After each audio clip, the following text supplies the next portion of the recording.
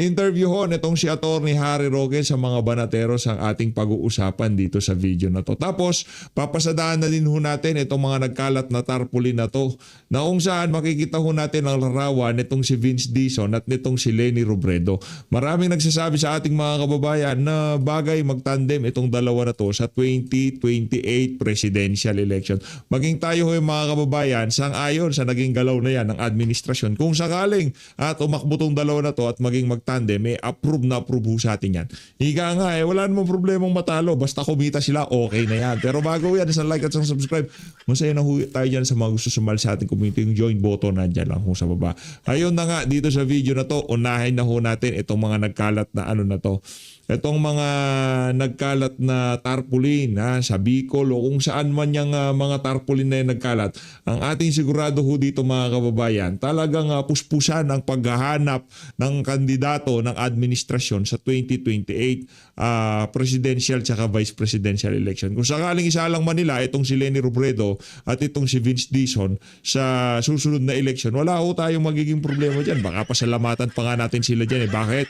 Kasi ho, mapapadali ang ating trabaho kung sakaling ang magtatandem itong si Leni Robredo at itong si Vince Dizon. Wala, ano pa ba sasabihin mo kay Vince Dizon? Wala namang kredibilidad, walang napatunayan, walang kwenta ang pagtatrabaho niya sa bilang gabinete ni Marcos Jr. Bakit ba napasok sa gabinete yan? Dahil sa BCDA. Malamang sa malamang, tinakot yung mama na yan. Pagka hindi ka sumama sa amin dito, may kalalagyan ka. Nakita mo yung nangyari kay Harry Roque? Ganyan ang sasapitin mo, Brad.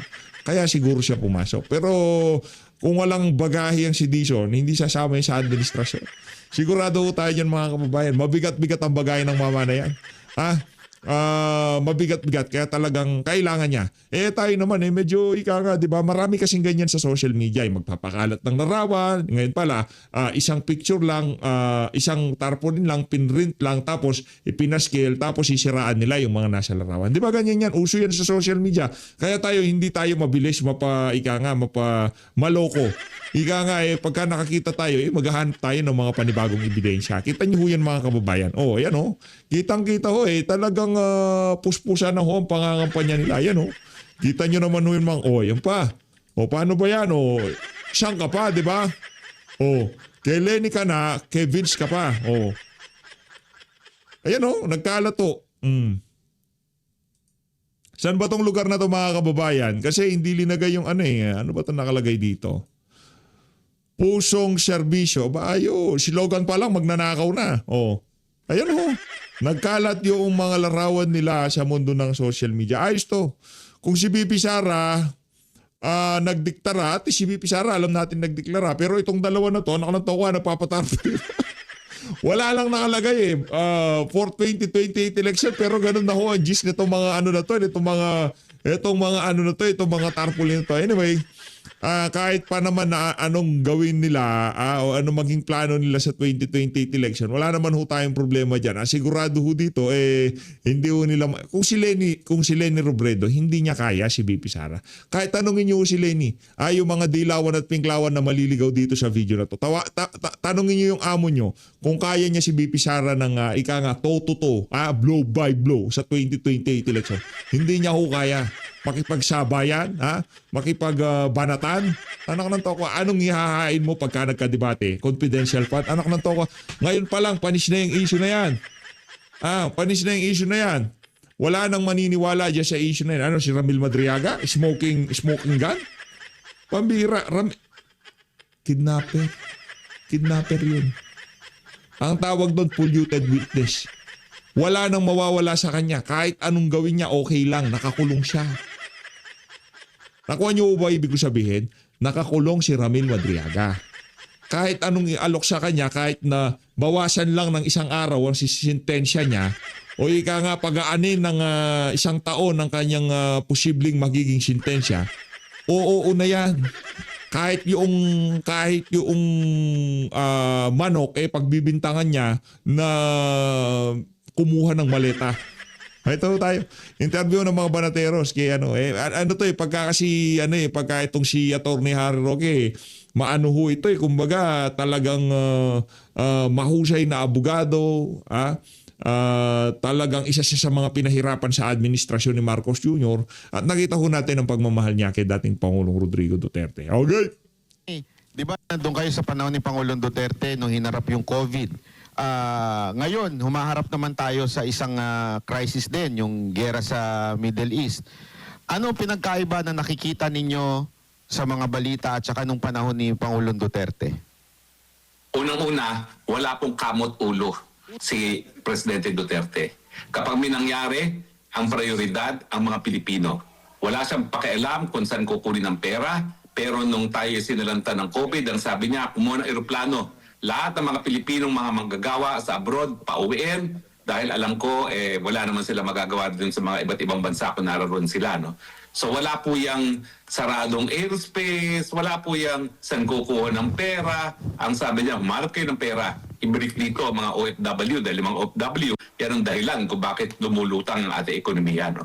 Napakalaking pagbabago po yan doon sa isang tao na malinaw ang pag-iisip at merong tunay na pagmamahal sa bayan na yan po ay si Rodrigo Roa Duterte at doon sa isang bangag na hindi talaga alam ang gagawin at wala sa tamang pag-iisip. Attorney Jay Guevara nga po pala. Yung po si Jay. kabatal na Jay, nasaan ka ba sa ano? Ito si Jay, nahanap ko eh. Doon sa interview nila doon sa mga Marines eh. Saka ba, ba't wala ka doon? Yung mga ano mo, yung mga malulupit mong tanong ang hinihintay ko doon eh. Pero ano naman, ika nga sulit naman. Yung mga tanong nitong si Coach Oli talagang mapapabaligtad ka na lang. Anak na to ka. Talagang ano eh, walang pigil eh. Ay, walang pigil eh. Meron ba nakapag-deliver sa inyo dyan kay Sandro Martin? Yung mga ganong klase tanong, yun mo. Walang maraming pakeme-keme. Palakpakan natin si Coach Oli. Di ba? Yung mga tanong mo, talagang walang iniilagan. Basta rekta, diretso. Hindi kagaya ng mga taga-ombudsman at NBI kung ano-ano pinag-iimbestiga nila. Ano kayo? Mga dishonorable discharge yun. Diba? Kung ano-ano pinagtatanong nila. Narinig ko naman mga kababayan doon sa ating huling video. Napanood nyo yun. Karamihan ng kanilang mga dahilan kung bakit sila hindi nakapasok, naul sila o kung ano pa man. Ang dahilan dahil ho sa pamilya. Emergency. May dahilan, hindi sila nagnakaw, hindi sila nagsinungaling. Hindi ganun ang issue ng kanilang dishonorable discharge. na pag-usapan na yung COVID. Simula ho nung umupo si Pangulong Duterte, ilan po yung utang ng Pilipinas hanggang sa matapos si Pangulong Duterte? Well, hindi ko po alam kung ano yung suma total, no? Kasi hindi ko naman memoryado yan. Pero ang sigurado ako, napantayan na ng 4 na taon ng administrasyon ni Marcos ang inutang ni Tatay Digong. Ang pagkakaiba, inutang ni Tatay Digong yun dahil nga sa panahon ng COVID na kinakailangan pauwi ng mga Pilipino at bumili ng mga kung ano-anong mga bagay medikal, no, para nga maisalba yung buhay ng mga Pilipino, no. So nakikita natin na bagamat umutang si Tatay Digong, yung halos sa kaparehong halaga na ay nautang na ng Marcos administration, pero yung inutang ni Tatay Digong napunta sa pangangailangan ng mga sambayan ng Pilipino noong panahon ng COVID. Attorney, Master Judea, no? Regarding dito sa mga kababayan natin dyan sa Middle East, no? Kung halimbawa, si Pangulong Duterte pa, ang presidente, kasi parang blinded sila ngayon, di alam ang gagawin eh. Kung halimbawa si Pangulong Duterte, sa tingin nyo, ano kaya yung pinakamabilis na aksyon para matulungan ang ating mga kababayan dyan sa Middle East? Unang-una tatawagan yung si Lucio Tan. Lucio, kailangan ko yung aeroplano, ibabalik natin mga Pilipino natin. Ganun kadali naman yun eh. Magbabayad ng gobyerno, kung bahala dyan, okay, paliparin mo yan. Tapos kung sasabihin nila na saradong airspace, humanap ng Karatig Airport na bukas dahil meron naman bukas dyan at kumuha ng mga bus at dali yung mga Pilipino doon sa bukas na airport nang sa'y makauwi. Pero dito po talaga, ang nakita nyo naman ng gawain nitong administrasyon nito, palibasa, busy pagsisingot ng kung ano-ano, hanggang ngayon, nandoon, nag-aantay ang mga Pilipino at ang nakakahiya, ang mga tumutulong pa, yung mga karatig bansa natin, gaya ng Singapore, na sila na nagsasakay sa mga Pilipino para makauwi. Ayun, Hindi po mangyayari yan sa panahon ni Duterte. Ayun, idea na po yun para sa gobyerno na po pwede nilang gawin yun. Pero eto, may tanong lang ako sa inyo, attorney. Kasi noong unang blow ng nitong problema dyan sa Middle East, may mga media kasi na parang nag-ano siya credit grabbing nitong mga pagpapauwi ng ating mga OFW na keso ito ay inisyatiba ng gobyerno pero yun daw po ay tulong ng gobyerno ng Middle East. So nabulgar po yan dito. Binulgar po ng isang OFW na natulungan galing sa Middle East. Ano po ang reaksyon nyo doon? Talaga mambubudol naman talaga itong Marcos na ito eh. Kaya naman naging presidente yan, budol king talaga yan eh. Nakala natin sasalba niya ang imahe ng kanyang pangalan, pamilyang Marcos, no? Pero hindi, mas matindi pa pala. At least yung ama niya ay walang bisyo, no? Isa may bisyo. Pero nabalitaan ko nga yan, nakakahiya po yan na wala nang ginawa para sa mga OFW. Nagkikredit grabbing pa doon sa tulong na ibinigay ng mga dayuhang gobyerno gaya ng UAE at ng Singapore. Siguro dapat na ginawa dyan, nagpasalamat na lang siya. Dahil alam mo yun, pag inangkin niya yung credit, parang pinagkaitan pa niya ng recognition yung gobyernong dayuhan na tumulong na sa ating mga mamamayan. Hindi na nga nakakatulong, talagang hindi pa nagpapasalamat doon sa nagbigay ng tulong sa ating mga kababayan. Attorney, J. Guevara ulit, mabalik tayo ulit nung kanina kasi tinanong ko kanina kung magkano yung utang ni Pangulong Duterte. Simula nung una hanggang Mahusay ito. Maniwala ako kayo mga kababayan. Mahusay yan si Jay. Merong matalas yung mama na yan. Kaya ako nakasubscribe ako dyan. Pinapanood ko yan. No joke. Pinapanood ko yan si Jay. Kaya kung di pa ko kayo nakasubscribe dyan, mag-subscribe ko kayo. Matalas yung bata na yan. Matalas yan. sa umalis siya sa pwesto. Ngayon po kasi nasa 8.5 trillion na po ang utang ng Pilipinas. 18 pala. 18.5. Ano po bang pinaka matinding dahilan ng isang administrasyon na para umutang siya ng ganito kalaki ngayon katulad nitong nangyayari sa bansa natin? Well, noong panahon po ni Presidente Duterte, dahil may pangangailangan ng taong bayan, umutang sila dahil gusto nilang kurakutin. Nakita naman natin, no, kung magkano yung na-deliver ng mga Marines doon sa mga congressman, mga senatong, at dyan mismo sa Malacanang. 805 billion ang kanilang idineliver. Yung sinasabi ni Zaldico, 100 billion ang insertion at nag-deliver siya ng 25 billion dyan mismo sa presidente nating Bangag. Obviously po, umuutang sila para ibulsa nga mga pera na nautang pero tayo mga Pilipino ang magbabayad. Alam niyo po, ginawa rin niya ng ama niya. Kaya siyempre, kung anong puno, yan din ang bunga. Kung naalala nyo, nagpatayo ng nuclear plant yung Marcos Sr., inutang, pinabayad sa mga Pilipino, pero ang komisyon napunta sa kanya at dun sa kanyang crony na si Herminio Dicini. So nauulit lang po ang kasaysayan, ang pangungutang na limpak-limpak na salapi, binubulsa ng mga hinayupak sa gobyerno ngayon. Attorney, Yan ang dahilan attorney. Napakatalas mo kasi. Kaya ika nga, nanuho talaga siya. Pinag-initan siya ng administrasyon ni Marcos Jr. Kaya kumbaga, itong mga ganitong individual ngayong mga panahon na to, dapat ho talaga nating pasalamatan.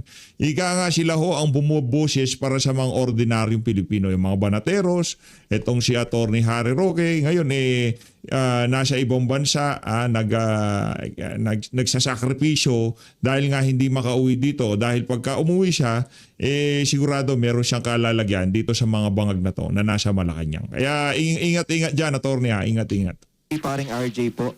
Sa tingin nyo, Yes, RJ. bakit ayaw ni Bongbong Marcos na tulungan yung mga Pilipino o parang nahihirapan siya na magkusang tulungan yung mga Pilipino? Ayaw niya bang Sa mabawasan totoo lang, yung sa pera totoo niya? lang, ang tingin ko, wala siya sa lucid interval. Alam mo yung lucid interval, technical term yan, legal term, na wala sa tamang pag-iisip.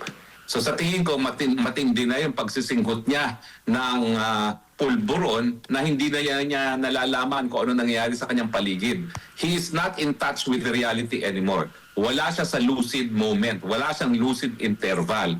Nasa sariling mundo. Kaya habang lahat ng ating mga karatig bansa ay nagkukumahog na iuwi ang kanilang mga kababayan, si Marcos Jr. ang masasabi lang niya, magtago na muna kayo dyan at maging ligtas. Kasi parang ang lumabas nung nakaraan, imbis na tulungan, para Okay na, pagtsagaan na lang ho natin. Ang importante ho dito, napapakinggan natin itong mga punto de vista nitong si Atty. Harry Roque at ng mga banateros. Pagtsagaan na lang ho natin, medyo garalgal lang ng konti. Pero okay na ho yan, okay na. Ika nga, mas mainam na kaysa sa mainstream media na kung ano-anong pinagbabalita. Di ba? Okay na ho yan, pagtsagaan na ho natin to. mapaupo Oo. Pilipino. Nag-report lang siya sa mga kababayan natin Tsaga-tsaga para sa lang. reporter. Oo nga ewan ko ba, ang reporter pa, buti yung mga reporter dyan, gaya ng mga reporter ng SMNI, hindi binabasa ang report. Siya, nagbabasa pa ng teleprompter. Magre-report na nga lang, naka-teleprompter pa. Attorney, may tanong lang ako regarding sa nabanggit nyo kaninang maleta. Anong take nyo dito sa mga ex-marine na ito? Ayan, Kayo, yan. abogado kayo, alam nyo Yun kung ang ang isang... sinegway na ni Ba na to. Malupit talaga tong si Bay. Sinegway na ni Bay yung yung 18 Marine. Ito malupit to. Nihintay natin to. Game. tao nagsisinungaling o ano. Dito sa mga sundalo na to, ano po ang take nyo? Well, unang-una, mga sundalo yan. Whether active or hindi, sundalo yan. Yan ay mga tao na inalay na talagang buhay para sa paninilihan sa ating bayan. So bigyan naman natin sila ng respeto, no, na hindi yan magsisinungaling. Pangalawa, yung mga siniwalat naman nila ay kumpleto ng mga ebidensya. May mga larawan, may mga eroplano. Alam natin ang serial number ng eroplano. Alam natin ang serial number ng mga helicopters. Nandiyan ang mga addresses. Lahat yan, pwede talagang ma-verify kung magkakaroon talaga na honest to goodness na kagustuhan na imbestigahan yung kanilang mga paratang. Pero ngayon, nagkakaroon nga ng investigasyon, hindi doon sa katotohanan ng sinabi ng mga Marines na ito. Kung hindi, investigasyon para litisin at ipakulong itong mga Marines na ito dahil sila nga ay nagsisiwalat ng katotohanan. Yan ang pong nangyari ngayon sa ating bayan. Yung mga nagsasabi ng katotohanan ang siyang susupilin ang kanilang karapatan para malahit pananalita dahil nais silang pagtakba ng katotohanan na talagang super-duper corrupt na itong gobyerno nito at wala ng karapatan na manatili. Super duper mega grabe kakurakutan nitong administrasyon ni Marcos Jr. Ganon ho katindi. Hindi ho maisasalarawan sa mga salita ang pagiging kurakot ng administrasyon na to. Sa gobyerno. Attorney, regarding naman po dun sa comment na ni Boying Remulla, ni Ombudsman Boying Remulla, na meron daw nung nakaraan pa. So, nung time pa daw ni Pangulong Duterte, meron ng nahatiran na maleta. Ano po masasabi niyo dito? Well, ang sigurado ko, bakit wala ako natanggap? So ako'y nasasaktan ng loob. Bakit hindi ako natakban? Hindi ako nakatanggap ng kahit anong maleta. Ako palaging nakasalang araw-araw na ginawa ng Diyos at akong ginigisa ng media dyan, no? Dahil ako ngayon boses ng Administrasyon Duterte. Siguro siya nakatanggap. So, Boyeng, pahingi naman dyan, no? Di ba? Wag mo naman suluhin yan. Nakatanggap ka na pala dati. Lalong mas marami ka natanggap ngayon dahil talagang limpak-limpak ang mga na-deliver dito mga Marines na ito. Pero attorney, would you consider that na relevant yung kung nakatanggap ba ay noong panumpa ni Pangulong Duterte, may nangyayari na o ngayon? Importante ba yun o anong pinapatunayan nun? Lokohan nga po yan eh. Kasi ang dapat natin tinitignan kung totoo nga ba yung sinabi ng mga Marines. At marami naman talagang bagay-bagay na po pwedeng ma-verify. Yung mga addresses, yung mga larawan, yung mga helicopter, mga eroplano. Yan ang dapat tignan. At ang dapat gawin ngayon is imbestigahan nga yung kanilang mga sinabi at parusahan at tignan talaga kung sinong dapat makulong ng panghabang buhay dahil sa pagpandarambong galing nga sa kabilang taong bayan. Hindi po pwede yun na magnanakaw kayo dyan sa gobyerno. Ang sagot, magnanakaw din kayo. Well, una-una, no? Wala naman pong naniniwala doon sa sinasabi nila na nagkaroon ng lantarang korupsyon sa panahon ni Presidente Duterte. Dahil ang problema ko nun talaga as spokesperson, paano ma-explain kung bakit yung mga pinakamalalapit pa kay Presidente sa panahon ng kampanya at sa gabinete ang unang-unang natanggal sa mga posisyon. At wala pa nga napapatunayan, pinapatanggal na ni Presidente Duterte dahil ng kanyang patakaran. Even a whiff of corruption ay sapat para masibak sa pwesto isang opisyales sa gabinete ni Tatay Digong. Ngayon, sinasabi na ng mga mandurugas talaga yung mga taong sa gobyerno, imbis na imbestigahan at tignan kung dapat nga bang tanggalin dito mga korupto sa gobyerno, ang sinusupil pa at ang dinidiin ay yung mga nagsasabi ng katotohanan at nagtumatayo at nagbibigay ng testigo para nga po mahuli ang mga korap na yan. Attorney Roque, si Coach Oli po. Yes, Coach. Ang pinakamaingay ngayon na balita ay patungkol dito sa maleta. At nakikita natin yung sinabi ni Boying. Yan, magaling yan. Magaling yan si Coach. Malupit yan. Isa yan sa mga talagang pagka meron ng upload yan, mabilis pa sa alas 4, sinusubaybayan natin yan. Si Coach, si Jay yan. Bantay tayo sa mga pagka may upload na. Ika nga naka-on yung notification natin sa mga yan. Magaling eh. Yan, matalas. Subaybayan nyo rin ho itong si Coach Oli. Malupit, magaling yan si Coach. Ginawa ng NBI na si Director Matibag, no? Ipaliwanag nyo, attorney, sa mga katulad kong hindi abogado, ito ba'y parang inaamin ni Boying na pwedeng magamit na meron talagang confirm na may bigayan ng maleta. Doon naman sa NBI, yung legality po na parang nag-iimbestiga sila ng non-crime. Kasi ang iniimbestigahan nila yung mga mga 18 Marines, hindi nila mapatawag yung subject ng krimen kung hindi yung nagsiwalat ng krimen. Well, tama ka dyan, Coach, no? Kasi parang sinasabi ni Boying Remulla, huwag kayong magreklamo na nagde-deliver ng maleta sa panahon ni Presidente Marcos dahil nagsimula yan sa panahon ni Presidente Duterte. Ako po ay pinasisinungalingan ko na nagkaroon ng kahit anong delivery sa maleta. Pero yung sa sinabi ni Ombudsman Remulla, parang inaamin niya, totoo, nagkakabigayan, nagkakaroon ng delivery ng maleta, pero nagsimula yan sa panahon ni Tatay Duterte, ni Tatay Digong. No? So kalokohan po yan dahil unang-una, hindi ko alam kung siya talaga ay naging kabahagi ng gobyerno nung panahon ni Tatay Digong dahil nung ako'y nasa Kongreso, 17 Congress, wala naman siya sa Kongreso noon. No? So hindi ko alam kung bakit lantarang korupsyon at pagdideliver ng mga mali-malitang mga basura sa administrasyon ni Duterte. Pagdating naman doon po sa 18 Marines, no? Sila po nagpunta roon bilang mga testigo sa krimen ng plunder.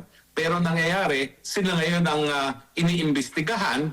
Hindi ko alam kung anong krimen ang ipapataw nila o ikakaso nila laban dito sa mga Marines, pero pwede po yung incitement to sedition dahil napakababa naman ng petition ng parusa para labang sa perjury at ang sigurado ko, gusto nilang ikulong na matagalan para mapatahimik yung mga Marino na yan.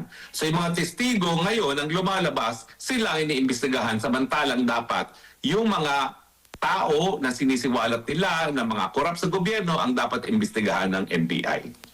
Attorney, si paring RJ po. Alam naman natin Yes, na sir. yung sinasabi ni Boying isang malaking kalokohan at walang maniniwala. Sa tingin nyo, bakit niya pa rin yan sinasabi? Bakit dinidikit niya pa rin yan sa mga Duterte? Hindi, anuhin natin yung eksaktong Desperado na, sinabi. kasi- Attorney, Oo. ito yung eksaktong sinabi ni Boying Remulla. Ang eksaktong sinabi niya, meron daw siyang isang intel na hindi daw niya pwedeng pangalanan na nagsasabi na yung isa sa mga images na ginamit nitong 18 Marines ay nung panahon pa ni Alan Lord Velasco.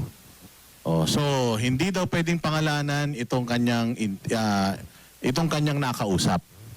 Ano yung pwede niyong i-connect doon sa tanong ni RJ? Well, unang-una sa batas, dahil ito'y intel, chismis lang yan. Yan ay hindi pa pinasumpaan ng kahit sino. Samantalang ang mga Marines nag-execute na ng notaryadong dokumento na isang public document na pwedeng maging dahilan na para sila ay mapatawa ng parusa ng pagkakakulong kung sila ay nagsisinungaling. So walang ganyang notaryadong affidavit ang binibigay nitong sinasabi niyang informante. Pangalawa, ano ang relevance nun dun sa katotohanan na nakasaad sa affidavit ng mga 18 Marines? Yan ay immaterial, irrelevant doon sa mga sinasabi nila na nag-deliver sila ng mga mali-malitang mga basura sa mga korap na tao sa gobyerno dahil ang sagot lang ni Boying Remulla, kung korap ang Marcos administration, korap din ang Duterte administration. Ang gaya nga sinabi ko nung una, para bagang inaamin niya na korap ang Marcos administration. Pero ako naman, bilang dating tagapagsalita ni Tatay Digong, ay pinasisinungalingan ko na mayroong naging ganyang delivery ng mga maleta sa panahon ni Tatay Digong. Attorney, sa mga ganyang ginagawa ng isang ombudsman, may kaukulang parusa po ba yan? Kasi ngayon lang po kasi kami nakakita ng isang ombudsman nakatulad ni Boying Remulla. Well, ang ombudsman po ay isang impeachable officer, no? At isa sa basehan ng impeachment ay ang betrayal of public trust. At sa tingin ko, kung ganyan ang kanyang pamamaraan na pag-iimbestiga, po pwede natin matawag yan na pagtataksil sa tiwalang binigay sa kanya dahil ang dapat niya gawin bilang ombudsman talagang siya mag-imbestiga doon sa katotohanan ng sinasabi ng mga Marines. At hindi siya yung magdidismiss dyan na huwag nang paniwalaan yan dahil yan ay puro kasinungalingan lamang. Trabaho po niya yun. Siya ang mag-imbestiga. Dapat nga motu proprio, miski walang nagrereklamo. Pero itong mga lumutang na mga Marines, yan ay mga testigo na, mga complainants na at dapat talagang tignan ang katotohanan ng mga sinasabi nila. So dereliction of duty po yan kung hindi niya iimbestiga ang sinabi ng mga Marines at syempre po, no, iskandalo ng tuluyan kung ang mga nagsisiwalat ng katotohanan ang siya pa ngayong kakasuhan. Eh, katulad po niyan, attorney, yung sinasabi niya, binibintang niya na naman sa mga Duterte ang mali-maliitang pera na yan. Anong pwedeng mga kasong isampa sa kanya o sakali po? Well, sa tingin ko po, dahil siya ay impeachable officer, hindi naman siya po pwedeng kasuhan ng kahit anong kaso ngayon na mayroong parusang pagkakatanggal sa posisyon. Kinakailangan matanggal muna siya. Pero dapat pag-aralan natin kung siya nga ba ay nagtataksil sa kanyang katungkulan, betrayal of public trust, sa kanyang hindi pag-iimbestiga dito sa mga napaka-importanting bagay na isiniwalat nito mga dating mga Marino. Ano, limit na lang ako. May personal ko kayo nalalaman tungkol sa nangyayari na to. Ako sa mga maliit na boys. O wala nilang nalalaman. Well, wala po akong alam ng maleta sa panahon talaga ni Duterte. Dahil alam niyo naman, ilang gabineteng miyembro ng gabinete ang natanggal. Yung sarili niyang tagapagsalita ng kampanya natanggal dahil lamang sa chismis na korap. So ito, chismis pa lang, tinatanggal na ni Tatay Digong. Ito na, may larawan na, may ebidensya na, wala pa rin ginagawa itong gobyernong ito. Pinagtatakban pa. Kasi nga, ang mga Dapat nga itong si ano, kung ako tatanungin kung ako lang tatanungin. Ako lang naman to. Ewan ko sa mga kasama natin. Ang pinaka pinaka dapat na magpatotoo diyan itong si Terry Redon. Di ba? Travel ng travel, alang yan. Oh, ang ginawa ni Tatay Digong, sinibakan niya si Redon, kaya hanggang ngayon supot pa rin siya. Si Trililing, anong ginawa sa kanya? Tinanggiyang maging vice president. Tingnan niyo ngayon. Hanggang ngayon, broken-hearted pa rin siya.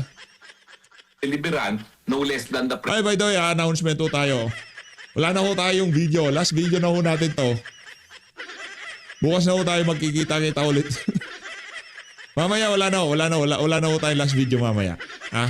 Kaya i-share nyo na ho ito para bababaran ho natin itong Vox Populi na to. Alam ko isa ito sa mga pinakaabangan ng ating mga kasama dito sa PH Update. Hindi ko po malaman. Pwede naman pumunta sa SMNI, punta na ho kayo sa SMNI. Pagka nakalive yung Vox Populi, panoorin nyo na ho doon. Tapos kung gusto nyo akong samahan sa mga punto de vista dito sa ating programa na to, pwede ho kayo pumisita. Pero gano'n, nagawan pa natin ang reaction video, no? Kagabi pa ho ito kagabi. Oh. Pagka nasa SMNI niya, rekta, panoorin nyo na ho mga President himself, no? At mukhang ang problema talaga natin ay hindi lang sa mga miyembro ng gabinete, hindi lang sa mga matataas na mga opisyalis ng gobyerno, ang problema natin yung presidente mismo. Pangalawang beses nang nadawit ang presidente rito, no? Una-una nga, itong mga Marines na nag-deliver sila doon sa Malacanang. Tapos si Zaldico na nagsabi na siya mismo nag-deliver. At siyempre, meron pang mga yung kamag-anak ni dating E.S. Bersamin na di umano ay pinagbigyan nga no ni Zaldico ng pera yung kanilang kubra doon sa 100 billion na insertions na ipinasok ni Presidenteng Bangag noong 2025 budget, no? So lahat yan po ay napakahirap na pasinungalingan na ang sasabihin lang ng ombudsman ay anyway, nung panahon ng Duterte nangyayari rin yan. Hindi po. Dapat yan tignan kung tama ba yung sinasabi ni Zaldico. At sa tingin ko naman, yung mga sinasabi ni Zaldico ay nagtutugma doon sa mga sinasabi ni Gutesa at saka nitong mga Marines. Attorney, anong masasabi nyo naman po doon sa pag-handle po ng NBI doon sa issue na to, yung kanilang pagsubpina dito sa mga ex-Marines? Well, unang-una, yung NBI na yan, kaya yung naging NBI director dahil sinampahan ako ng disbarment case para sa pulboronic video. Yan ay talagang dati, opisyalis ng Marcos, ng Duterte administration na ang bilis nakalimot, no? At sa lalong mabilis na panahon ay talagang sumubok ng sumipsip dito sa presidenteng bangag at naging successful nga among others. Ang pinapakita niyang accomplishment sa kanyang resume yung pagsampa niya ng disbarment case laban sa akin. So ang taong gusto lang makapwesto dahil gusto niyang makinabang sa pwesto, wala namang mabuting gagawin po yan.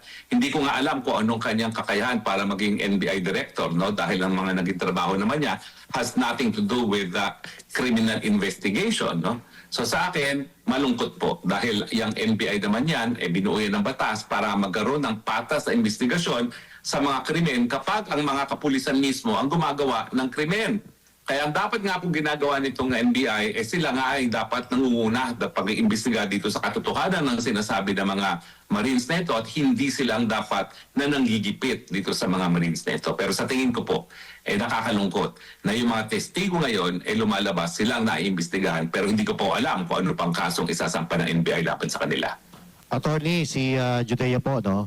Ang naratibo lagi ni Claire Castro ay itong si Pangulong Bongbong Marcos ay against talaga sa corruption. Kumbaga parang gusto matapos ni Pangulong Marcos ang corruption sa Pilipinas. Kung halimbawa, ang nakaupo ngayon ay Duterte administration, bigyan ulit natin ng idea kung paano nila i-handle ang corruption. Kung Duterte administration ang nakaupo ngayon, ano sa tingin nyo ang gagawin niya dito sa issue ng mali-malitang pera at issue dito sa pagbubulgar ng 18 Marines? Well, una hindi ito mangyayari sa administrasyon ni Tatay Digong. Kasi si Tatay Digong hindi magnanakaw. Hanggang ngayon, bago siya kinidnap, nakatira siya sa bahay Kalapati. Napakasimple ng pamumuhay, no? Totoo yan. At makikita mo na hindi talaga nagpayaman sa kanyang posisyon. So hindi ito po mangyayari sa panahon ni Tatay Digong. Pero noong panahon ni Tatay Digong na na-chismis pa lamang na yung dati niyang tagapagsalita ng eleksyon ay na-involve sa korupsyon, tanggal kaagad. Yung kalihim ng Department of Interior and Local Government na chismis na merong korupsyon, tanggal kaagad. Merong reklamo doon sa naunang Department of Health dahil inkompetente, tanggal kaagad. So ang Tatay Digong, hindi niya sinasamba ang mga taong na-appoint niya. Kapag hindi talaga sila makagawa ng trabaho at talagang kung sila ay corrupt, tanggal kaagad, sibak kaagad, no questions asked. At siyempre, tuloy-tuloy din ang mga kaso laban sa kanila. Nakalimutan ko pa pala isa, no? Yung isa pang kalihim ng tourism, di ba? Natanggal din yan dahil nga doon sa chismis na meron daw kapabalagan, mga hindi binabayaran mga pinagbibiling mga items sa mga high-end stores, no? So yan pong mga yan, hindi niya sinasanto. Sibak kaagad kapag nagsimula pa lang ang chismis ng kabalastugan. May nakalimutan kayo, Attorney Harry. Yung poverty alleviation, yung tao sa poverty alleviation ng panahon ni PRD. Siya, no? Yung Sargo? Tapos bumiyahe 7 beses. So, hindi siya poverty alleviation, Di ba? ano siya, urban poor. Urban Urban poor. poor, sinasabi ko sa inyo Hindi pwedeng makalimutan yan ang mga banatero. So, hindi pwedeng makalimutan yan. Akala ko yung pwesto niya, yung kay ano dati, yung kay Redon, kay ano ngayon, kay... Poor siya. Urban poor pala. PCUP. Oo. Urban poor siya na mahilig mag-business class travel. Business class, Kaya tanggal, ngayon, kita mo, oo. naghihimatok. At talagang naghihimatok at gusto talagang Supot gumanti na kay supot, Tatay oo. Digong. No? Okay yun eh. Kapal na mukha no? Hindi yun. Well, yun nga po talaga. Sa panahon ni Tatay Digong, kapag makapal ang mukha ng mga taong gobyerno, Mabibili, mahusay ho ito, maniwala ho kayo. Isa ho ito sa mga, kung mula kay Banat Bay hanggang dito kay Sir Jack, subscribe ho kayo sa mga yan. Malulupit ho yung mga yan. Yung mga, yung mga mayat-maya naghihintay ng mga update, dyan ho kayo sa mga banateros. Malupit. Tsaka at least dyan, sigurado kayo, may prinsipyo yung mga yan. Hindi sila pabalabalentong kung nasa inyong kaperahan, di ba? Di ba yung mga nasa mga Talyanista ni Seymada, na kay Marcos Jr., nandun sila ngayon. Di ba? Pansinin nyo mga kababayan, yung mga low-key na mga vlogger na yan, pero Marcos supporter sila. Yung tipong lang sila, under the radar kung tawagin. Hindi mainit yung pangalan. Yung tipong kahit na sumegway sila kay VP Sara, hindi mahahalata. Markado yung mga yan sa atin. Pagka kayo, mga walang yakat, isa-isahin ko kayo pagka bumaliktad kayo pag nagsara Duterte kayo. Akala nyo hindi ko kayo minamarkahan. Hindi naman natin babanatan ngayon. Hindi natin papangalanan. Pero pagka yung mga walang yung talyanista yan sa Imada na yan, nagpunta kay VP Sara sa 2020. Ngayon pala, sinasabi ko na sa inyo, mark my word. May kalalagyan kayo, mga walang yan kayo. Gamitan ni Tatay Digong ng pambura ng muka. So ang sinasabi ninyo, Attorney Harry, nung panahon ni Pangulong Duterte, sa budget na meron tayo, sa dami ng proyekto, plus COVID pa niyan, hindi ka talaga pwedeng makapagnakaw ng pera dahil allocated lahat ng budget. Tama ba? Tama po. Sa katunayan, kung maalala nyo, nung kauna-unahang budget na naipasa ng naging speaker si Gloria Macapagal Arroyo, di ba binito ni Tatay Digong lahat ng insertions ng mga congressman. Iyak yung mga yan, takbo yan sa akin sa Malacanang at dahil dati nila akong kasama, akala nila may magagawa ko. Ang sagot ko lang, naku, pasensya na kayo. Talagang alam naman ni Tatay Digong kung ano mangyayari dyan sa mga insertions nyo at hindi niya pinayagan. Pero anong nangyayari dito ngayon sa budget na ipapasa sa panahon ng Presidenteng Bangag? Miski wala pa nga numero, fill in the blanks, ay pinipirmahan na niya bilang isang batas. Huwag natin kakalimutan si Tatay Digong lamang ang presidente na nagbito ng mga maanumalyang insertions ng mga congressman. Hindi niya pinalusot yan habang siya ay presidente. Pero bagamat naniniwala ang karamihan na hindi talaga corrupt ang mga Duterte at may nababanggit etong si Secretary Boying or Ombudsman Boying Rimulya patungkol sa delivery din daw ng maleta noong panahon ni Pangulong Duterte. Ikaw ba ay sang-ayon na imbestigahan din yon para sa hindi ba, fairness? Oo. Lahat yan dapat imbestigahan. Pero simulan niya, yung meron na nagre-reklamo, tumatay yung testigo. Dahil itong mga 18 Marines sa ito, tumataruin ng complainants at testigo. Approve. Bakit hindi niya simulan yan? Dahil yan, nag-issue na sila ng sinumpaang salaysay, samantalang kanya, informante pa lang na nagtatago pa. Ito lumantad. Sinugal ang mga buhay dahil alam naman natin na didagay nila sa alanganin ng kanilang mga buhay dahil sa kanilang mga testimonya. Dahil pag sila ay naghumarap sa hukuman at pinanindigan ang kanilang sinumpaang salaysay, alam natin na yan ay sa law of evidence ay pagpapatunay sa katunayan ng lahat ng kanilang mga sinasabi at babagsak hindi lang ang mga matataas na opisyalis ng gobyerno, kundi ang pinakamataas ng opisyalis ang presidente mismo na tumanggap ng basura sa Malacanang mismo na dinala nito mga Marines. Mag-a-agree po ba kayo sa amin or sa akin, Attorney Harry, na ito si Boying Rimulya persahang inilagay or illegal na inilagay dyan sa posisyon na yan para pagtakpan ang administrasyon pagdating dito sa mga katiwalian na ito? Kasi merong pong kaso na i-file si Attorney Torion at saka si Attorney Jimmy Bondoc dyan sa Supreme Court na pinapasilip nila yung proseso ng pagtatalaga kay dating DOJ Secretary Boying Rimulya dahil napakaraming mga kasong nakabinbin sa kanya and still naging ombudsman siya ng Pilipinas. Well, mukhang tama ang iyong suspetsa na talagang isa sa trabaho at katungkulan ni Boying ay sanggain ang lahat ng binabato sa mga Marcoses.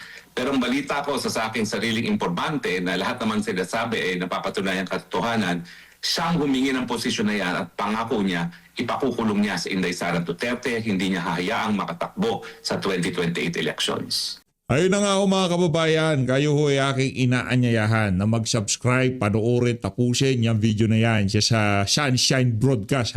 Nasa 38-minute mark ko tayo ng video na yan para sa susunod na upload ho nila, hindi nyo na ho mapapanood dito sa PH Update. Kahit rumekta kayo dyan sa Sunshine Broadcast, makikita nyo ho yung mga live na yan ng Vox Populi ng mga Banateros. As always, maraming salamat po sa pag-support sa PH Update. Happy Sunday. Pag-ingat po kayong lahat.